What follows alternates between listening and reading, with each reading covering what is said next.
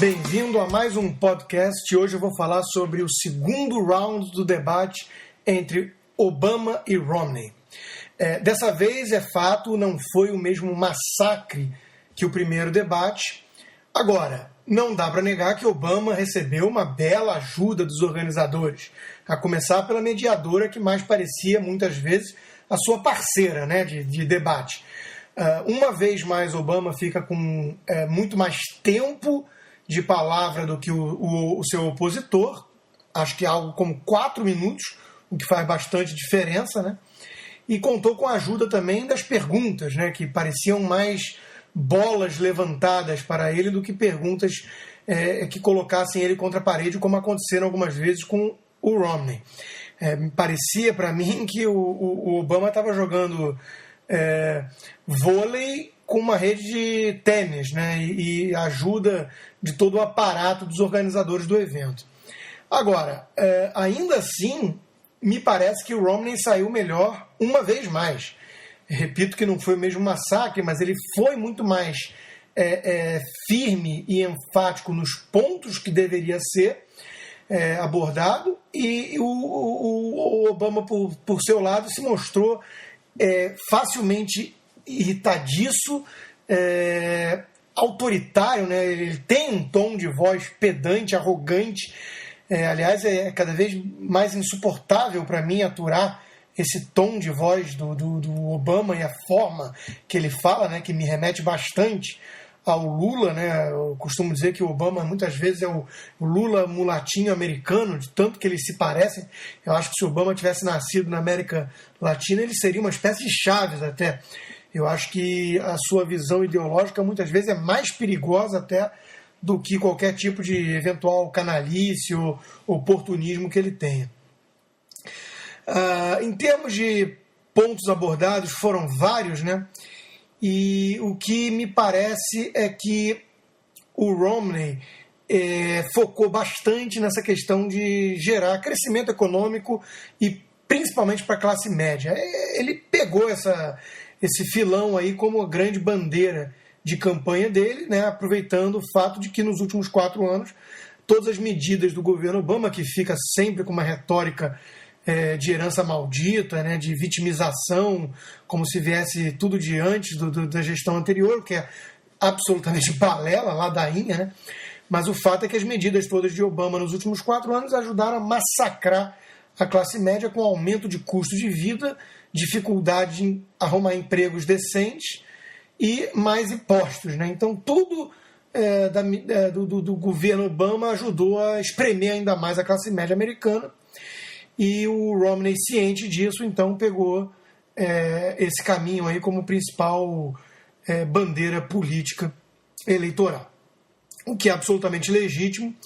E, sem dúvida nenhuma, as propostas dos republicanos e do Romney, que têm sido bem delineadas aí para separar o que é a defesa efetiva de livre mercado e menos impostos e menos burocracia, sem dúvida nenhuma, essas medidas, eu dizia, elas ajudariam a classe média em relação à postura diametralmente oposta dos democratas e de Obama, com um viés muito mais coletivista, socializante, interventor, regulador e burocrático, que acaba gerando um fardo muito grande para a classe média, a despeito de toda a retórica de que vai punir mais os verdadeiramente ricos, os milionários, e que acaba sendo sempre um custo para middle income, né, e não para os grandes ricaços americanos. Isso sem falar que o Obama fica com esse discursinho de que os ricos têm que pagar mais, como se os ricos pagassem pouco, né? Nos Estados Unidos, os 5% mais ricos pagam 60% de todos os impostos. O que o Obama quer? Pagar mais é o quê? O caminho da França? Aliás, fica claro o tempo todo no discurso de campanha do Obama, e não só de campanha, como o que ele mostrou efetivamente disposto a fazer durante os 4 anos de gestão, que o ideal de país, de governo, de modelo para Obama é o modelo francês. Agora que está lá o Hollande querendo taxar 75% da renda acima de 1 milhão, querendo proibir até dever de casa, né? Que ponto chega a mentalidade igualitária desse pessoal, igualitária aí não de igualdade perante a lei, mas resultados iguais, que é a bandeira socialista. Eles negam a todo custo o rótulo de socialista nos Estados Unidos, mas têm profunda afinidade aí ideológica com a turma lá do Hollande, né? Então, Obama fica sempre com esse discursinho de soak the rich, como se fosse saudável para um país você punir aqueles mais ricos que geram riqueza, né? Isso é justamente o caminho da miséria, o caminho da fuga de capital, fuga de cérebros do país. Outro ponto interessante do debate também foi o Mitt Romney focando e citando 2 vezes explicitamente que pretende fazer acordos bilaterais de livre comércio com países latino-americanos. Isso é uma bandeira que deveria interessar todo mundo na América Latina, né? Vide aí os países que foram por esse caminho de negociação com os Estados Unidos diretamente, como o Peru, como o Chile, em relação ao Mercosul, aí, que ficou fadado a politicagem e uma postura ideológica absolutamente retrógrada, liderada por figuras como Hugo Chávez, né? Então, qualquer pessoa que preza o livre comércio e a possibilidade de estar aumentando o grau de trocas comerciais com os americanos deveria aplaudir Mitt Romney nesse discurso e defender a sua candidatura. É curioso, no mínimo, para dizer o mínimo, né, um tanto doido até, ou esquizofrênica a postura da nossa grande imprensa, de tantas pessoas que adoram bater nos republicanos. Hoje mesmo um artigo patético do Arnaldo Jabor, né, pintando Obama como um salvador. Parece que não bastaram 4 anos para entender que não é nada disso, e ao mesmo tempo pintando Romney como um fanático fundamentalista, lá um fundamentalista islâmico maluco, né? Um discurso ridículo, anti-americano, que pega os republicanos e faz uma caricatura absurda, né? Enquanto que faz um quadro absolutamente irrealista também do lado dos democratas, né? Mas essa bandeira do livre comércio que Mitt Romney focou 2 vezes em seu discurso de forma bem clara, deveria ser aplaudida por toda a imprensa latino-americana, e obviamente a gente não vê nada disso. A gente vê a maioria dos jornalistas aí tendo quase orgasmos múltiplos quando falam que Obama reagiu. É uma torcida ideológica partidária, parcial, né?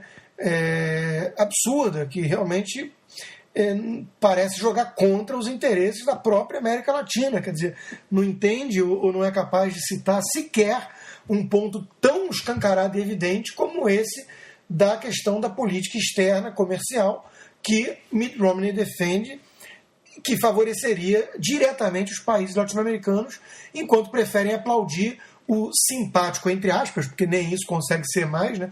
O simpático Obama, que no fundo tem uma retórica populista, demagógica, talvez por isso muito apreciada por esses jornalistas que identificam isso com esses regimes caudilescos latino-americanos, mas que é o Obama protecionista, quer dizer, que joga contra os nossos interesses comerciais, mas ainda assim aplaudido pela nossa imprensa de forma um tanto esquizofrênica. A questão da imigração foi outro ponto muito abordado.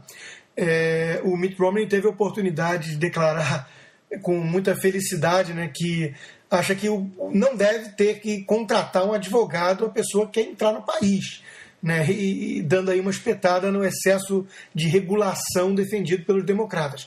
E aproveitou para defender a questão que Obama acusa ele, né, de querer expulsar os imigrantes ilegais. Não é esse o caso. Ele realmente falou que o óbvio, né, que as pessoas devem ter a liberdade de escolha e que criminosos não serão bem-vindos no país, né? Uma coisa um tanto evidente, mas escamoteada aí pelos democratas, com um discursinho também fácil, né, de retórica de liberdade total de imigração. E é uma coisa que é esquisita, porque o modelo de welfare state mega benéfico, né, que os democratas esquerdistas defendem, associado à questão de liberdade total migratória, né, gera realmente uma bomba relógio que acaba produzindo como efeito não intencional a questão da xenofobia, né? Basta ver aí o que acontece na Europa. Quando você é simples entender a lógica, né? Quando você começa a taxar todo mundo para pagar hospital, escola, um bando de benesses para toda a população e ao mesmo tempo abre as portas do país para quem quiser vir, né? É óbvio que vai ter um bando de gente querendo surfar essa carona grátis, entre aspas, e aquele que cada vez paga mais e mais e mais da conta, carrega o fardo dos parasitas no ombro, né? Vai ter o quê? Uma reação a isso, eventualmente até mesmo votando em extremistas que pregam, então, uma bandeira anti-imigrante, esse tipo de coisa. É o que a gente está vendo acontecer na Europa e Obama parece não ligar lé com cré e não fazer aí o link causal, não entender o elo, né, de causa e efeito, e fica então com esse discursinho fácil para plateia, né, obviamente dos descendentes hispânicos que cada vez crescem mais nos Estados Unidos. Um outro ponto que irritou bastante nesse debate, né, além da questão do tempo monopolizado, né, aí por Obama, parece que ele tem cota de tempo, né, a postura que ele adotou, um tanto arrogante, eu repito, e nunca mencionado pela imprensa, que parece que pinta ele como um sujeito mega simpático e legal, né, ele adotou uma postura à la Biden no debate dos vices, que ficava interrompendo o tempo todo de forma deselegante, né, de forma mal educada o seu oponente. Parece que os democratas realmente não respeitam regras, né? As regras do jogo não servem para eles, porque eles se colocam acima dessas regras, né? Eles são puros, eles são os únicos virtuosos, bem-intencionados. Então, o que são essas regras do jogo, né? Eles estão acima disso, eles têm que monopolizar as palavras, eles têm direito até mesmo a mostrar certo autoritarismo, porque é o autoritarismo do bem, né, o tal fascismo do bem. Então, me incomodou profundamente essa postura do Obama, talvez mordido aí pelo massacre humilhante do primeiro debate, que ele estava apático, né? Mas o fato é que a reação não deveria ser dessa forma, né? Deselegante, mal educada, interrompendo o Mitt Romney o tempo todo, roubando a palavra dele no meio do seu raciocínio, uma coisa deselegante, né? Então fica também essa crítica aí que Obama, lá Joe Biden, mostrou não ter um pingo de educação e respeito pelas regras do jogo. Uma pergunta que parecia também mais uma bolinha levantada lá para o Obama cortar na rede de tênis jogando vôlei, né, foi a questão do armamento, né, do desarmamento e da criminalidade. E o Obama apelou para a retórica de vitimização, né, dos criminosos, como se fossem construtos sociais, né, apenas, e aproveitou então para resgatar a bandeira de desarmamento. E aí falou dos fuzis. Romney não deixou passar barato, não deixou, não assinou recibo, e lembrou Obama, né, que certos armamentos aí acusados e levantados pelos democratas já são ilegais nos Estados Unidos, né, e o marginal não liga muito para isso, né? Então essa retórica de desarmamento da esquerda, né, típica da esquerda, precisa lembrar de algumas coisas. Primeiro, não há sequer correlação entre a taxa elevada de armamento na sociedade com criminalidade. Em segundo lugar, os bandidos são os únicos que não ligam para as leis. Então, eles já são criminosos, eles já estão na ilegalidade. Então, se você passa uma lei que torna a posse de arma ilegal, você vai estar punindo, obviamente, apenas os cidadãos de bem que poderiam, eventualmente, estar se defendendo com tais armas.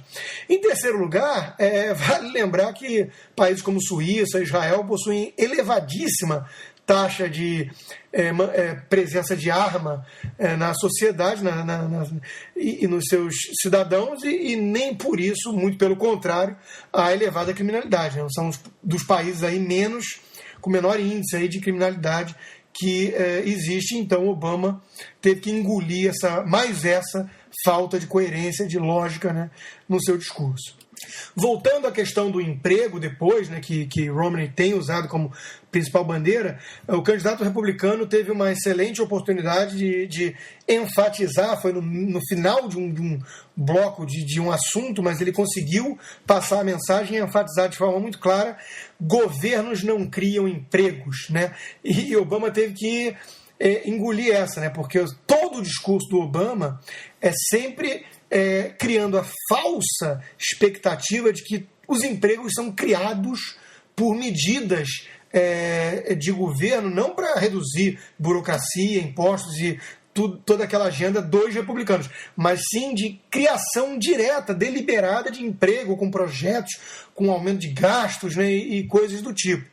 E estamos aí com 4 anos de gestão Obama já para testar essa tese, né, e até quando vai ficar colando aí a ideia de que foi uma herança maldita do Bush, né? Quer dizer, Obama apelou para isso o tempo todo, como vem apelando, mas é ridículo. E Romney, uma vez mais, também teve a boa oportunidade de lembrar e fazer uma comparação com a era Reagan, que também pegou lá um governo absolutamente patético, em situação caótica do Jimmy Carter, com uma situação econômica terrível, e nem por isso entregou resultados tão catastróficos como Obama está entregando após esses primeiros 4 anos, que esperamos sejam os últimos, né? Então, a comparação com Reagan é muito positiva para o lado de Romney, para lembrar que esse discursinho de herança maldita não cola mais depois de 4 anos e tantas medidas incompetentes que apenas serviram para agravar a situação. Aproveito para citar que senti muita falta no debate da questão do Federal Reserve, do Banco Central americano, né? Hora nenhuma foi abordada essa questão. Acho que os candidatos perdem uma boa oportunidade de, uma vez mais, demarcar os territórios de forma mais clara nessa questão que eu diria crucial para o futuro dos Estados Unidos. Um dos pontos que eu tive realmente que quase tomar ali um engove misturado com plasio para suportar foi logo no finalzinho, quando Obama afirmou que nada disso, ele não acredita que o governo seja essa máquina de gerar emprego, nada disso, e que ele acha que o livre mercado é o grande mecanismo de criação de prosperidade no mundo. É uma mentira deslavada saindo da boca de quem saiu, né? Porque logo depois que Obama fez essa afirmação, né, só porque ele sabe que isso ainda é um valor importante na América, né, a livre iniciativa, logo depois que ele fez essa afirmação mentirosa, ele veio lá com toda a agenda socialista dele, né? Mas aí começa, eu acho que o governo tem que fazer isso, que é toda a agenda igualitária de resultado, né, que os democratas mais radicais de esquerda, como Obama, têm defendido, inclusive colocado em prática durante o governo nos últimos 4 anos. Bom, eram esses meus comentários sobre esse segundo round de debate entre Mitt Romney e Barack Obama. Eu acho que houve uma espécie de empate, o que é muito positivo, está sendo muito comemorado por toda a imprensa chapa branca aí, defensora do Obama, né? Tem claramente um viés e um partido tomado, né? Vão comemorar, porque em relação à apatia e o massacre humilhante do primeiro debate, obviamente foi uma melhoria acentuada de Obama, mas ainda assim foi um empate com um certo gosto de vitória para o lado do Mitt Romney, mas porque Obama contou com toda a ajuda, eu repito, do aparato técnico todo da montagem do debate. Quer dizer, é absurdo o viés que teve a própria mediadora, o tempo a mais delegado para Obama, as próprias perguntas que alguém tem que checar como é que foram feitas, né? Porque são muito suspeitas, para dizer o mínimo. Então me parece o seguinte, foi um jogo ali mais ou menos 1-1, só que com um juiz anulando 3 pênaltis que foram evidentes ali, o sujeito levando canelada dentro da área, metendo a mão na bola, e o juiz finge que não viu, e aí o resultado do final do jogo foi empate. É mais ou menos essa leitura que eu faço desse debate. Aguardemos o próximo. Era esse o tema do podcast de hoje. Até a próxima.